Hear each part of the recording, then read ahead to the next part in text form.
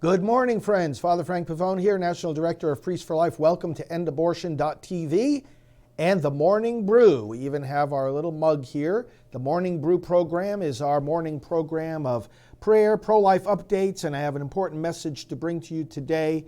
If you know people in the state of Virginia or live there yourself, it's an important election coming up in a few weeks, and today's the last day for voter registration. But we'll talk more about that because that has implications for the entire country. But first, as always, let's go to my book, Pro-Life Reflections for Every Day, and let's read the quote and the reflection in prayer for today. The quote today actually comes from Living the Gospel of Life, a document of the United States Catholic Bishops, paragraph 23.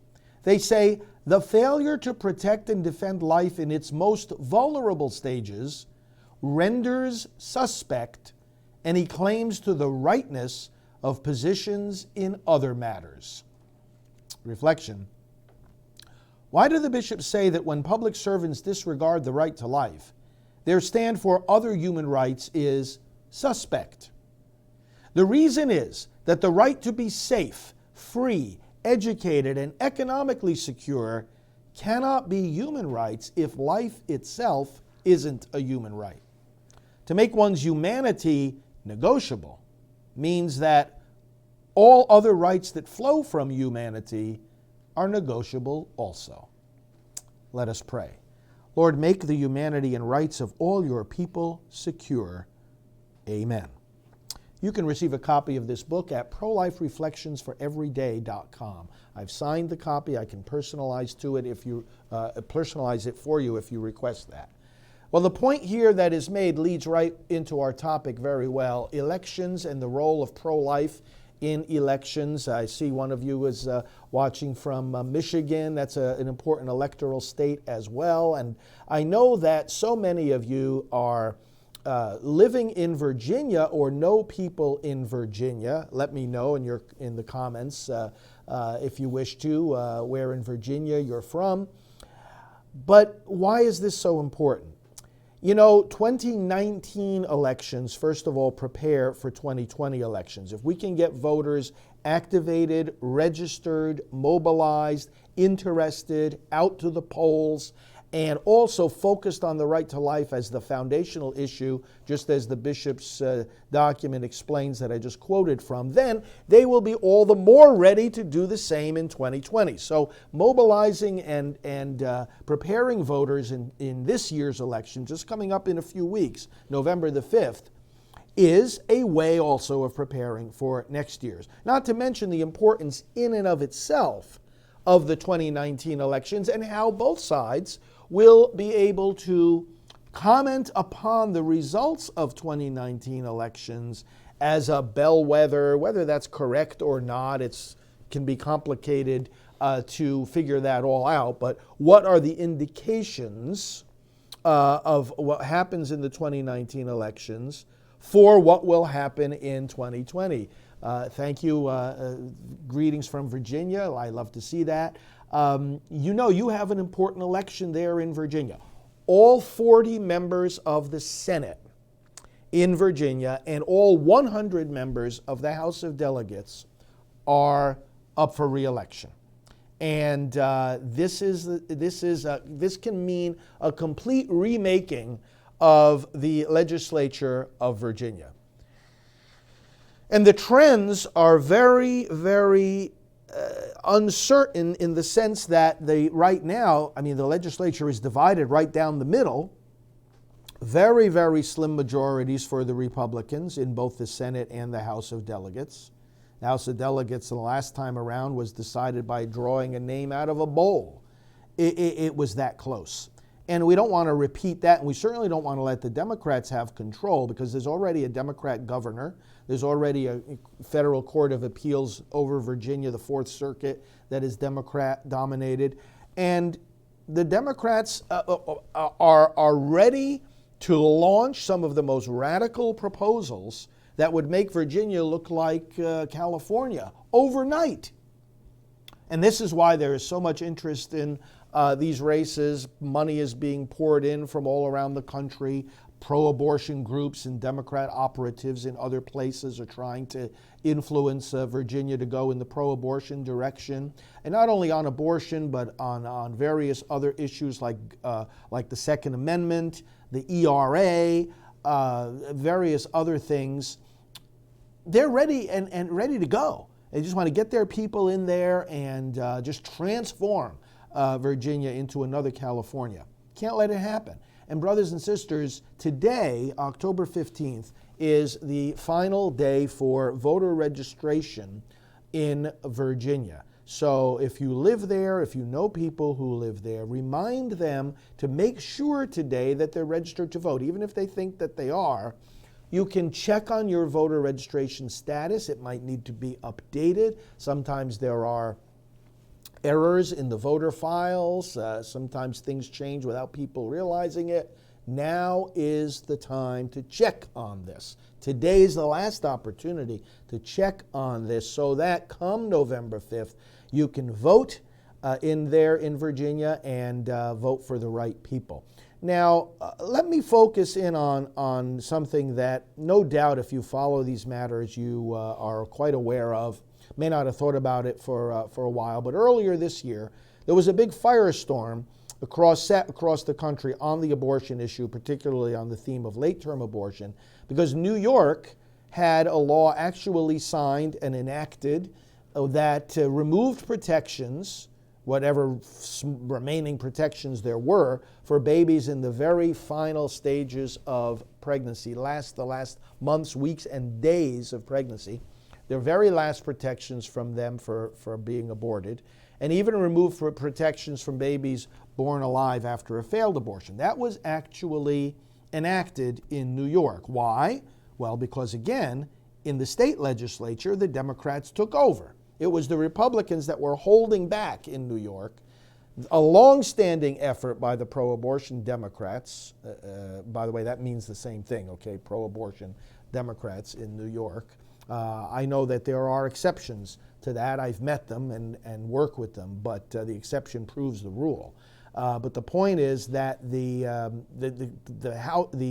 state legislature getting complete dominance by Democrats, then that opened the way to them passing this extreme legislation. Now in Virginia, that almost happened. But as I say, because again of drawing a name out of a bowl, the slim Republican majority in the state legislature prevented a similar law from being enacted. Now I want to show you a video clip of a hearing.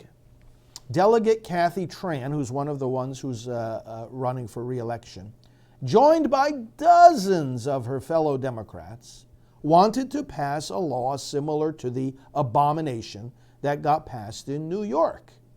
And so voters of Virginia and folks around the country, I want to ask you, is that what you want? Now I want you to listen carefully to this testimony. Delegate Tran is presenting her bill, and the committee in charge of having the hearing is asking about various aspects of the bill. And so you will hear in this video an exchange regarding exactly how far into the pregnancy would this new law, if it were enacted, allow a baby to be killed. Now remember, this wasn't ultimately passed. It was not passed in Virginia precisely because the Republicans take a pro-life position and didn't allow this bill to go through. But that could change on November 5th. If you're going to elect this woman that you're going to hear testifying right now, if you're going to elect her colleagues who want the law to say in Virginia that you can kill babies right up to the point of birth, well then voters, you've got that choice coming up on November the 5th. Let's listen to this exchange and then we'll talk about it a little bit more. This bill would remove the following statutes: trap or targeted regulations of abortion providers, removing language classifying facilities that perform 5 or more first trimester abortions per month as hospitals. It would repeal Virginia's informed consent mandatory ultrasound and 24-hour delay. It would repeal the requirement that second trimester abortions be performed in a hospital licensed by the State Department of Health. It would repeal the requirement for 2 additional physicians in cases of third trimester abortions. Delegate Tran, Yes, sir. how late in a pregnancy would your bill apply if a physician was simply willing to certify that the continuation of the pregnancy would impair the mental health of the woman? How late are we talking about? Well, so the way the suggestion that we've made in the bill is to say it's in the third trimester and at the, with the certification of the physician. So how late in the third trimester would you be able to do that?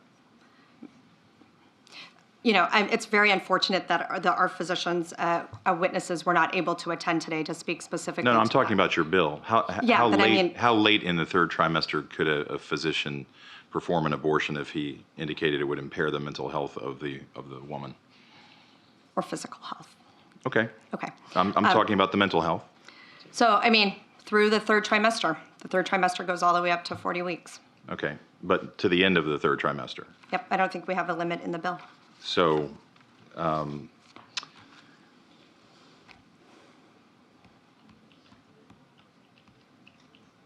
where it's obvious that a woman is about to give birth, she has physical signs that she is about to give a birth, would that still be a point at which she could request an abortion if she was so certified? She's dilating. Mr. Chairman, that would be a decision that the doctor, the physician, and the woman would I understand make at that. I'm that asking point. if your bill allows that. My bill would allow that, yes.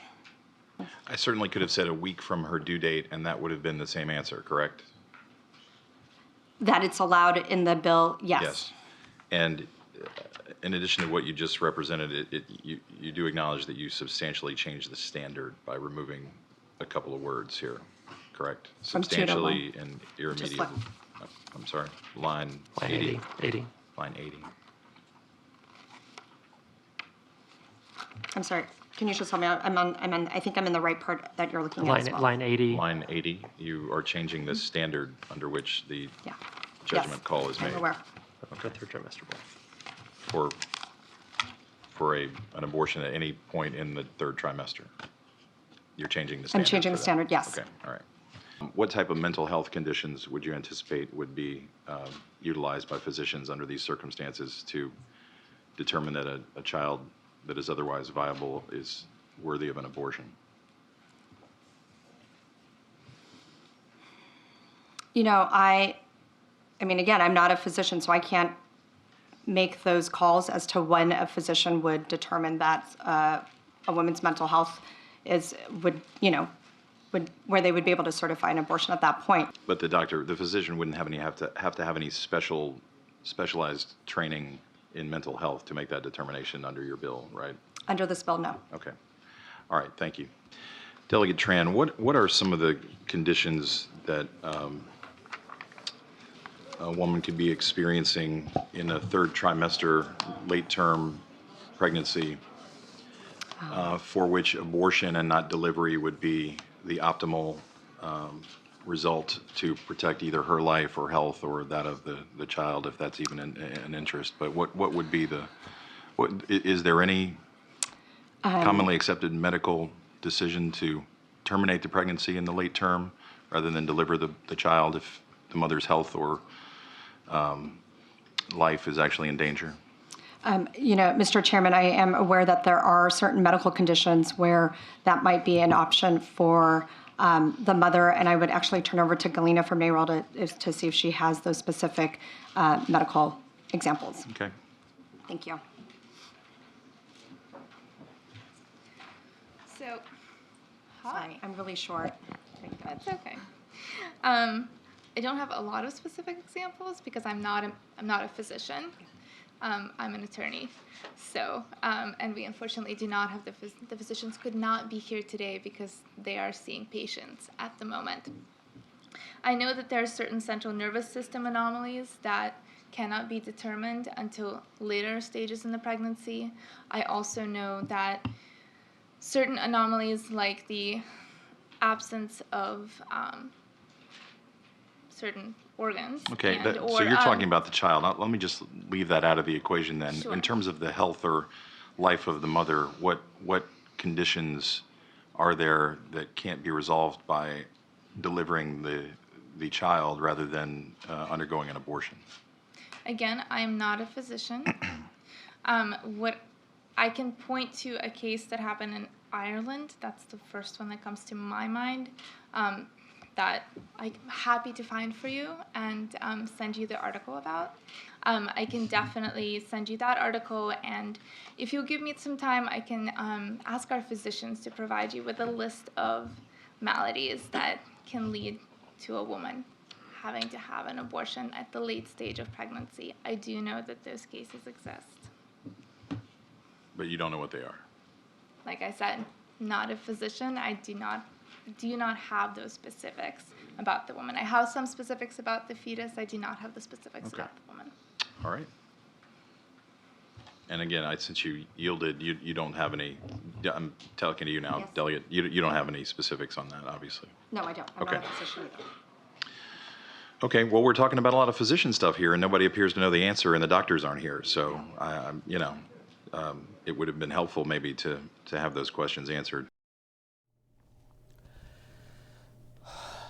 Brothers and sisters, if you listen carefully to what we just heard, and I hope you'll listen to it again, spread it and share it to others, you see something very clear happening here. A clear and knowing change of the law. Again, this was a bill proposed in Virginia. It would have passed if the Democrats were in the majority. They have been very, very, very, very close to having a majority. Elections of that delegate that you just heard speaking and of all of those Democrats that supported this bill, these elections are happening in just a few weeks in Virginia. You got to get these people out of office. As one of you said, get this evil out of my state. Let's get this evil out of our country. You see the deliberate, knowing effort to change a law to allow abortion a week before the due date, or even as she is dilating, about to give birth. These are not our words. We didn't put those words in her mouth. She said, yes, the bill would allow that. No, there are no limits in the bill. Do we understand what's going on here? People on the other side will try to deny that this is even happening. And when and the reason that the chairman of the committee was asking about mental health is that it is very, very clear under Doe versus Bolton, the companion case of Roe versus Wade, that the evaluation of health takes into account the woman's age. So there doesn't have to be any mental illness. We're not talking about a risk of suicide. We're not talking about some kind of mental disorder that would render her incapable of being a parent. Even in that case, of course, it's never okay to kill the baby. But understand, when mental health is used, there are clear legal norms for interpreting that. And it's sufficient to say, oh, well, she's just too young. Or the family circumstances are such that it would be too difficult for her to raise the child. This is considered under the law, under the decisions and precedent of the court, to be mental health issues. Don't be fooled. Here we're talking about the killing of a baby right up to the very point of birth. You want this in Virginia? Do you want this in Virginia? Do you want this anywhere in the country, anywhere on the planet? Virginia voters, you have a choice to make here.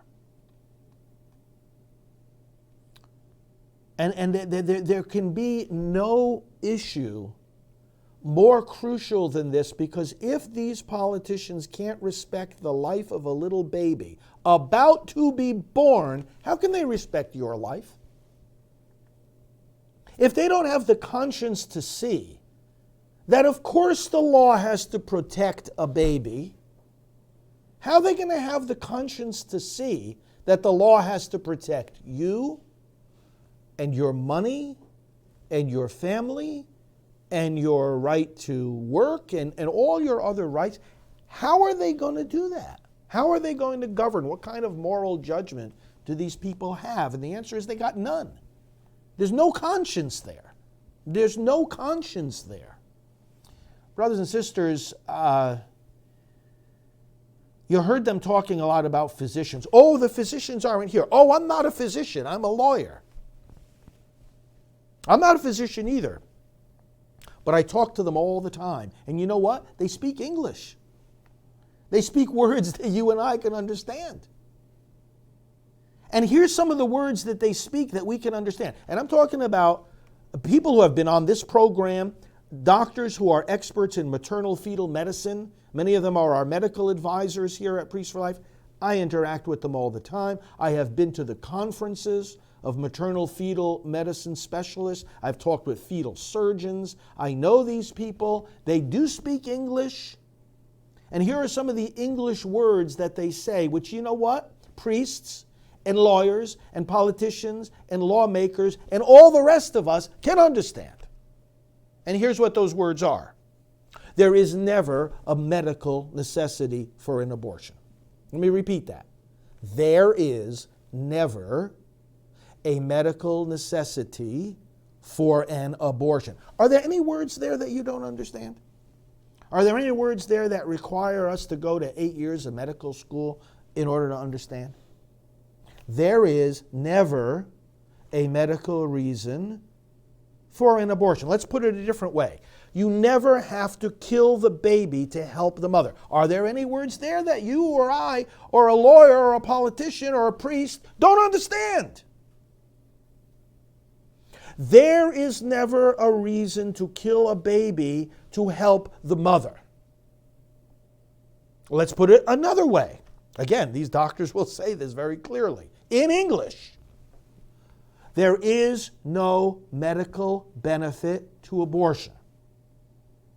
There is no medical benefit to abortion.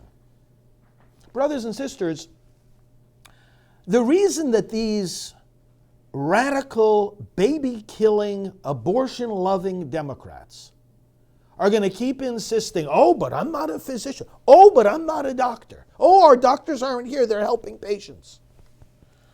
Is that when you get a doctor there, they will have to say, if they're going to be honest, the same thing I just said. There is no medical benefit to an abortion. That's why they don't want to bring them in to testify. Why would you want to bring them in and ruin your case? Leave it to the imagination. You notice they couldn't mention one single medical situation that abortion fixes, because abortion doesn't fix any medical problem. It doesn't cure any disease. Of course, they're going to keep the physicians away. They can't identify any medical benefit to abortion any more than you and I can, because there is none. Oh, but I'm not a physician. Oh, well, I don't know any medical conditions, or at least when they gave me the information, it wasn't in English. I couldn't read it. You know why they couldn't mention any medical case where you'd have to kill the baby? Because none exists. Sure, there's plenty of reasons why you might have to deliver a baby early, but again, in the English language, there's a big difference between deliver the baby early and kill the baby. But again, these people don't care too much about English, and they don't care too much about logic, and they don't care too much about life. And we're going to re-elect these people? Are we going to re-elect these people? Honest to God, brothers and sisters, we're at a fork in the road here. We are at a fork in the road. We cannot have public servants who do not know the difference between serving the public and killing the public. Can't do it. They don't belong in public office. Now, I want to show you another clip, because the governor of Virginia, he's not on the ballot in a few weeks in 2019. His term continues longer. But the governor was asked about this very same bill. And his remarks set off a firestorm, and then all kinds of people, again, the deluded Democrats, are trying to say he didn't say what he said. We did not make up the tape that you are about to hear and see. It's not an animation. This is not some kind of cleverly concocted robot sitting there and you know, us putting in the commands to put the words in his mouth. He said what you're about to hear. And again, it's in English, and they're not really complicated words. Listen for yourself. No exception. There was a very contentious committee hearing yesterday when Fairfax County Delegate Kathy Tran made her case for lifting restrictions on third trimester abortions, as well as other restrictions now in place. And she was pressed by a Republican delegate about whether her bill would permit an abortion even as a woman is essentially dilating, ready to give birth. And she answered that it would permit an abortion at that stage of labor. Do you support her measure, and explain her answer? Yeah, and I wasn't there, Julie, and I certainly can't speak for Delegate Tran, but I would tell you, first thing I would say is this is why decisions such as this should be made by providers, physicians, and the mothers and fathers that are involved. There are, when we talk about third trimester abortions, these are done with the consent of obviously the mother, with the consent of the physicians, more than one physician, by the way.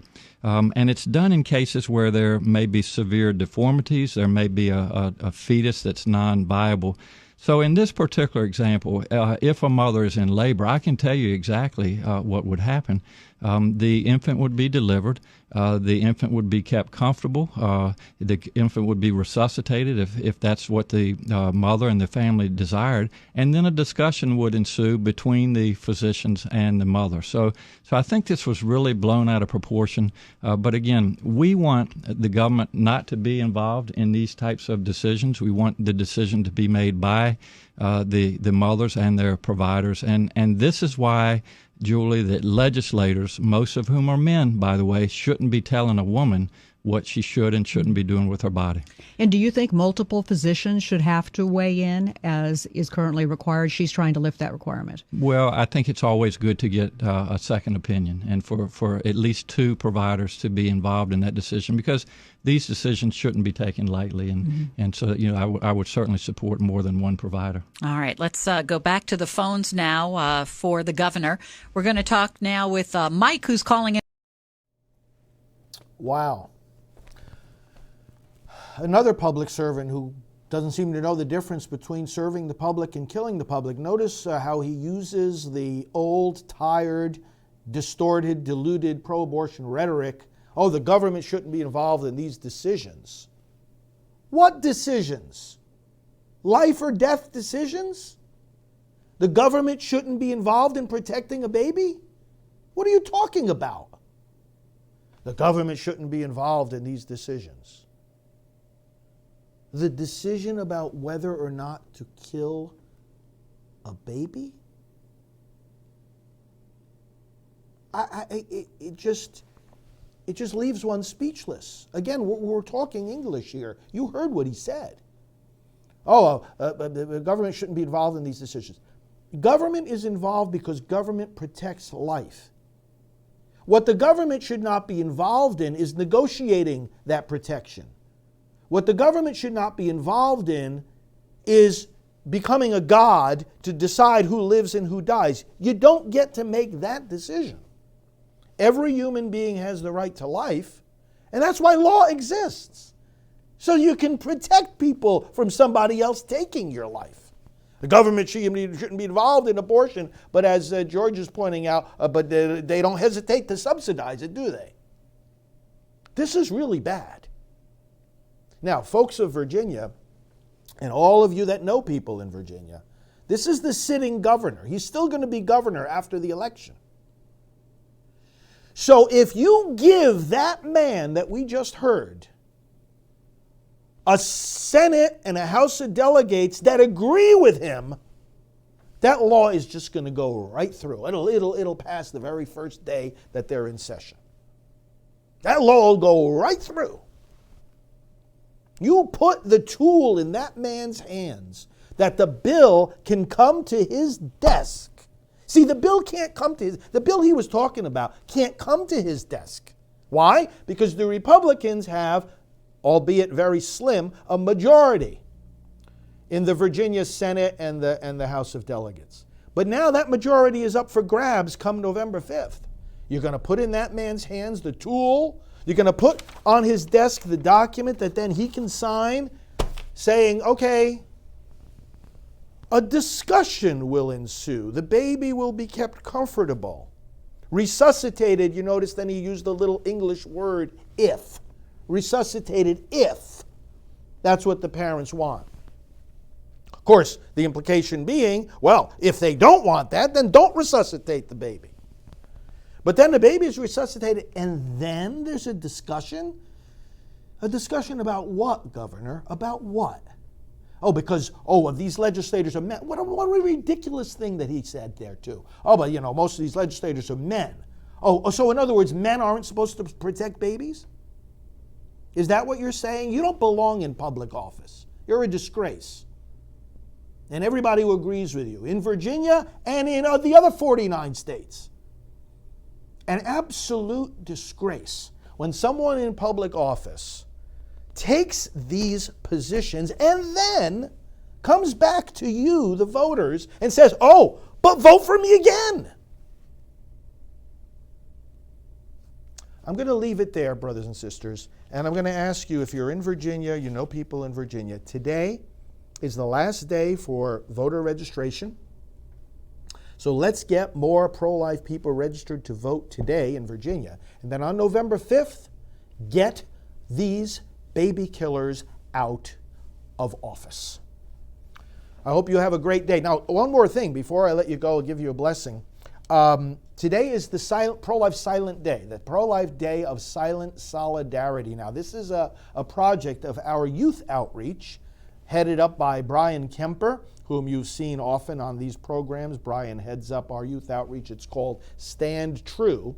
And on this Tuesday of October every year, the Silent Day of Solidarity is held, where students and also some adults, but started mainly as a student-led project, will spend the day in silence. Some of them will put tape over their mouths, and they won't say anything today. And that's an expression of being in union with the babies in the womb who cannot say anything, who cannot speak up for themselves. And by their silence, they are in solidarity with those children. And it gets the attention of people around them. Oh, how come you have that tape over your mouth? How come you're not talking today? And then they're able to hand them a pamphlet that explains, I am being silent today because my brothers and sisters in the womb, notice they're not strangers, they're not just somebody else's child, somebody else's problem, somebody else's choice. They're our brothers and sisters. Again, solidarity. And we're saying we're in solidarity with these babies. We want people to pay attention to them, to pay attention to their right to life, and to protect them. Beautiful things. Lives have been saved, minds have been changed. Go to silentday.org. That's the website, silentday.org. And stand with those young people today. And again, adults are taking part in it too. A day of silence. You know, if we spent a moment of silence for every baby that's been aborted, you know it would take over a century? Amazing. Unbelievable. Let's make a change. Let's stand in solidarity with these babies by our silence, by our words, by our prayers, by our actions, and by our votes. God bless you, friends. And now may the Lord send you his blessing, protect you, answer all your prayers, and make you strong witnesses for the unborn. In the name of the Father, and of the Son, and of the Holy Spirit. Amen. Father Frank Pavone here of Priests for Life. Thank you. God bless you. We'll talk to you soon.